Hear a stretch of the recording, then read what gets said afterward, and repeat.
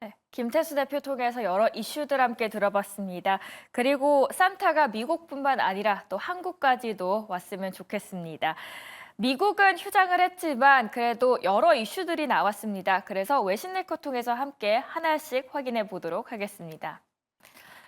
간밤에 나왔던 여러 가지 이슈들이었습니다. 일단 트럼프 그리고 연중 관련된 이슈가 하나 나왔고요. 관세 정책 관련된 이슈 하나 다뤄드리도록 하겠습니다. 그리고 애플이 중국 쪽으로 계속해서 진출을 하려고 하는데 과연 여기서 제동이 걸리지 않을지 함께 지켜보시죠. 오늘의 첫 번째 외신부터 보겠습니다. 오늘은 로이터 기사고요. 미국의 민주당 트럼프 관세에 제동을 걸었나라는 물음표입니다. 왜냐하면 바이든이 트럼프 관세부가 다시 한번 재고하기를 부탁한다라는 발언을 했기 때문인데요. 어떻게 재고하기를 부탁했는지 함께 들여다보시죠. 오늘의 첫 번째 외신입니다. 도널드 트럼프 미국 대통령 당선인이 내년 1월 취임과 동시에 캐나다와 멕시코, 중국에 고율 관세를 부과하겠다라고 밝혔죠. 캐나다도 모든 만일의 사태에 대비해 보복 관세를 부과할 경우 어떤 제품을 겨냥해야 할지를 생각하기 시작했다라고 새벽에 보도가 됐습니다. 이런 분위기가 가열되자 지켜만 보고 있던 미국의 민주당이 대통령에 의한 일방적 관세 부과를 금지하는 법안을 냈습니다. 수잔 하원 의원은 하원에 관세 남용 방지 법안을 제출한 건데요. 이 법안은 국제 비상 경제 권한법에 따라서 미국 대통령에게 부여된 관세 및 수입 쿼터 부과를 없애는 내용입니다. 무슨 말이냐? 1977년 제정된 이 법안은 미국 대통령이 국가 안보나 경제 위협 등에 대한 비상사태를 선언하고 경제적 조치로 이에 대응할 수 있도록 하는 법입니다. 다만 하원은 조만간 임기가 끝나고 내년 1월 완전히 새로 구성됩니다. 내년 1월 3일에 개원하는 공화당 상하원 모두 다수당이기 때문이죠. 따라서 트럼프 대통령 당선인의 관세 등 경제 조치 권한을 제약하는 법안이 의회에서 통과될 가능성은 크지 않다고 미국 언론들은 전망을 하고 있습니다. 자, 오늘의 첫 번째 외신 함께 보셨습니다. 두 번째 외신도 체크해 보시죠. CNBC의 기사였습니다. 도이치뱅크에서 계속해서 관세 이야기가 나오고 있는데 이거 미국의 경제, 연준에게도 한번 전략이 꼬일 수 있다라는 이야기가 나오고 있습니다. 이런 고성장과 고금리, 고물가 환경에는 더욱더 큰 타격이 될 수 있다라는 이유 때문인데요. 과연 도이치뱅크에서는 어떤 이유들을 들고 있는지 함께 보시죠. 도널드 트럼프 미국 대통령 당선인의 관세 정책으로 추가적인 금리 인하가 지연될 수 있다라고 도이치뱅크가 경고했습니다. 도이치뱅크의 매튜 이코노미스트는 미국 소비 회복력이 유지되고 노동시장은 예상보다 더 탄력적이고 안정적이라고 하면서 인플레이션은 지난 몇 달 동안 더 높았다라고 전했습니다. 미국 경제 회복력은 연준이 다음 달 경제 전망을 업데이트하면 확인할 수 있다라고 예상하는데요. 실업률은 낮아지고 성장률은 올라가며 인플레이션은 상승할 것으로 보고 있습니다. 결국 연준의 금리 인하 정책이 일시 중단될 가능성이 있고 트럼프의 새로운 정책은 연준 전략을 더욱 꼬이게 할 수 있다라고 경고합니다. 관세 정책 등 우리가 예상하는 정책 변화를 다 더하면 성장은 더 강해지고 인플레이션은 2.5%를 넘겨 중립금리는 4%에 가까워지는 역학관계로 이어질 수 있다라는 겁니다. 이번 관세 정책 정말 어떤 파장까지 일으킬 수 있을지 함께 지켜보시죠. 다음은 애플의 소식 보겠습니다. 애플이 중국 쪽으로 진출을 하기 위해서 애쓰고 있습니다. 그런데 쉽지는 않아 보입니다. 하지만 여기서 중국이 힌트를 하나 줬습니다. AI 스마트폰을 팔려면 중국산 AI 모델을 사용해라. 그렇게 되면은 중국 쪽으로 진출하기 훨씬 더 수월해질 거다라는 이야기입니다. 과연 애플은 어느 쪽에 손을 들었을까요? 함께 마지막 기사 보시죠. 중국 당국이 자국 내에서 AI 스마트폰을 팔려면 자국산 AI 모델을 탑재하라고 요구해서 애플이 골머리를 앓고 있습니다. 지난달 자체 AI 시스템 애플 인텔리전스를 출시한 애플은 이 시스템이 중국에서 구동될 수 있도록 하기 위해서 중국 IT 기업들과 최근 몇 달간 협상을 했는데요. 통하지 않았습니다. 이 가운데 중국 국가 인터넷 정보판 공실의 한 고위 관계자는 애플과 같은 외국 기업이 자체 AI 모델을 운영하기 위해서는 현지 기업과 협력하는 것이 최선이다라고 조언을 한 겁니다.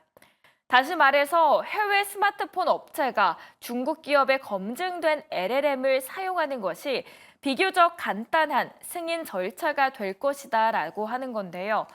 애플도 중국 최대 검색 포털 바이두와 틱톡으로 잘 알려진 바이트댄스처럼 중국 기업과 제휴 쪽으로 눈을 돌리고 있는 것으로 알려졌습니다. 다만 애플의 일정은 미뤄질 가능성이 매우 커 보입니다. JP모건 애널리스트도 규제 절차에 대한 불확실성으로 중국에서 애플 인텔리전스 출시 일정이 2025년 하반기 또는 그 이후로 미뤄질 가능성이 크다라고 언급하고 있습니다. 이게 주가적으로는 어떤 영향을 미칠 수 있을까요? 윤정식 바로자산 운용과 함께 이야기 나눠보도록 하겠습니다. 상무님 안녕하세요. 네, 안녕하세요. 네. 미국장은 휴장이었지만 그래도 다양한 이슈들이 나왔습니다. 하나씩 체크를 해보도록 하겠습니다. 도널드 트럼프 미국 대통령 당선인이 1월에 취임하면서 고율 관세를 부과하겠다라고 했습니다. 그런데 여기에 대해서 민주당이 제지를 하는 모습입니다. 그렇게 된다면 정말 이게 막힐 수 있을까요? 네, 사실 트럼프 대통령 당선인이죠. 트럼프 당선인의 취임 전에 가장 화두가 된 게 관세입니다, 지금. 내년 1월 취임과 동시에 캐나다와 멕시코는 25%, 중국에 10% 추가 더 이 관세를 부과하겠다고 밝혔고, 어제 간밤은 미장이 휴장이었지만 그 전날 밤을 생각을 해보면 엔비디아가 조정을 받았죠. 물론 이제 이 메모리 쪽에 있어서의 그런 부진함, 그런 우려감들도 있었지만 엔비디아 그리고 삼성전자, SK 하이닉스까지 반도체 투심이 모두 다 줄어들었던 것은 이 관세에 대한 우려감이었습니다. 이 관세가 얼마나 사실 크게 작용을 할 수 있을지, 얼마나 크게 작용할지에 대한 이런 우려감으로 인해서 시장이 하락을 했었는데 관세를 대통령이 이렇게 독단적으로 사실 좀 결정을 해서 이렇게 가볍게 얘기할 수 있는 그런 부분은 좀 아니죠. 근데 어쩔 수 없이 대통령이 관세를 부과할 수 있습니다. 지금 자체는. 근데 이런 부분들을 이 민주당에서 관세 남용 방지 법안을 제출을 했는데요. 이 미국 대통령에게 부여된 이 관세와 수입 쿼터 부과를 없애자라는 내용인데 의도는 좋습니다. 대통령이 독단적으로 결정하지 말고 민주당과 공화당 이 견제와 균형을 통해서 이런 부분들을 잘 결정을 하자라는 의도이긴 한데 쉽지가 않죠.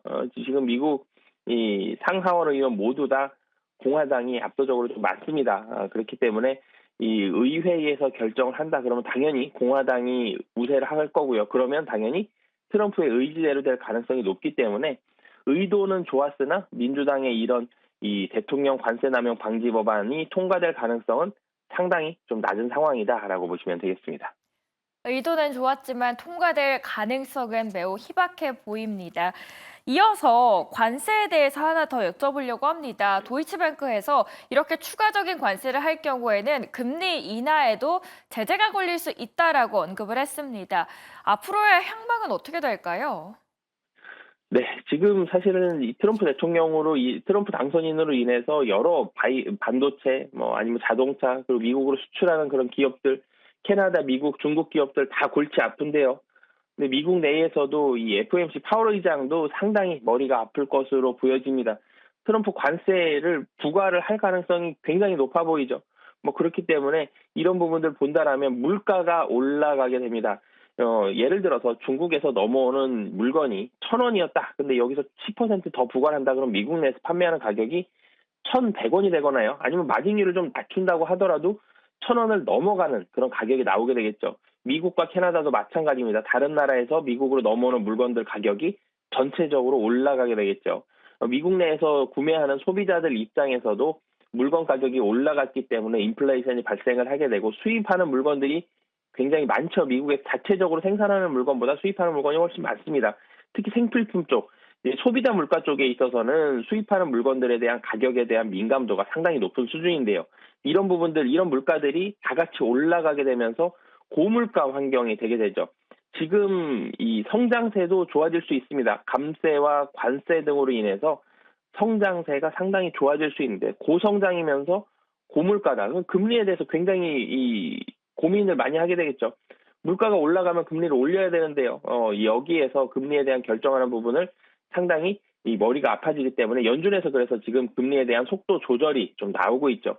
예상보다 좀 더디게 갈 수 있다라는 점, 이런 부분들이 좀 나오고 있기 때문에 이 미국 내에서는 뭐 연준 의장 이 관세에 대한 부분들을 계속적으로 신경을 쓰겠지만 전체적으로 봤을 때는 시장이 예상했던 그리고 파월 의장이 예상했던 전략보다는 금리 인하 속도가 상당히 더디게 될 가능성이 높다라고 보시면 되겠습니다. 수입 물가의 가격이 올라가면서 고물가 환경이 이어질 것 같습니다. 그러면 파월 의장도 참 머리가 아플 것 같은데요. 머리가 아픈 건 파월 의장뿐만 아닌 것 같습니다. 애플도 요즘 골머리를 앓고 있다라고 합니다. 중국 당국이 자국 내에서 AI 스마트폰에 애플 인텔리전스를 탑재하려고 하면은 자국 내 것을 사용해라라는 이야기가 나오고 있는데 애플 주가적으로는 어떤 영향을 미칠까요? 네, 애플은 중국을 포기할 수가 없습니다. 아이폰의 최대 소비국이 중국인데요. 그렇기 때문에 중국을 포기할 수는 없는데 애플 중국 눈치도 봐야 되고요. 미국 눈치도 봐야 됩니다. 미국에서는 중국에 무언가 물건을 팔거나 중국 제품을 사용하게 됐을 때, 중국 부품을 사용하게 됐을 때 미국 내에서는 제재를 할 거고요. 중국 내에서도 마찬가지입니다. 중국도 미국이 밉죠. 그렇기 때문에 특히 그리고 중국은 공산주의 국가입니다. 여러 포털에 대해서도 검색 엔진이라든지 이런 부분들을 계속적으로 제한하고 있기 때문에 중국은 이런 노력들을 앞으로도 줄일 가능성이 좀 낮거든요. 한마디로 중국에서는 AI 스마트폰을 팔기 위해서는 중국산 AI 모델을 써야 된다라고 얘기를 했는데 애플은 머리가 아픕니다. 애플 인텔리전스, 애플의 AI를 출시했는데 이 시스템이 중국에서 구동될 수 있도록 하기 위해서는 중국 IT 기업과 협상을 해서 중국 IT 모델을, 중국 AI 모델을 써야 되는데요. 그러면서 애플은 현지 기업, 뭐 바이두와 같은 이런 현지 기업들과 이 접촉을 하고 있는데 문제는 중국이 이 AI 스마트폰을 팔기 위해서는 중국산 AI 모델을 써야 된다. 중국 AI 모델에 대한 판매, 소비를 좀 더 높이기 위해서 생각한 발현한 이런 정책이 아니라 사실은 중국 내에서의 AI 스마트폰을 그러니까 외국산의 AI 스마트폰을 중국 내에서 팔지 말아라라는 의도가 굉장히 높은 거거든요. 그렇기 때문에 이 애플에서 이 바이두와 같은 이런 기업과 협업을 해서 AI 모델을 썼다고 하더라도 중국에서 허가를 받을 가능성은 상당히 좀 낮습니다. 그렇기 때문에 이 애플에서 이 애플 인텔리전스를 출시를 했지만 이 중국에서 이 AI 스마트폰을 팔기 위해서는 2025년 이후가 될 가능성이 굉장히 좀 높다라는 점. 그렇기 때문에 중국에서의 애플 인텔리전스는 이 애플의 스마트폰 판매에는 좀 기여할 가능성이 당분간은 좀 낮다라고 보시면 되겠습니다. 애플의 중국 진출은 아직까지는 쉽지 않아 보입니다. 지금까지 바로자산운용의 윤정식 상무와 이야기 나눠봤습니다. M7의 최근 주가 흐름들과 이슈들은 무엇이 있었을까요? 김기은 아나운서 통해서 알아보겠습니다.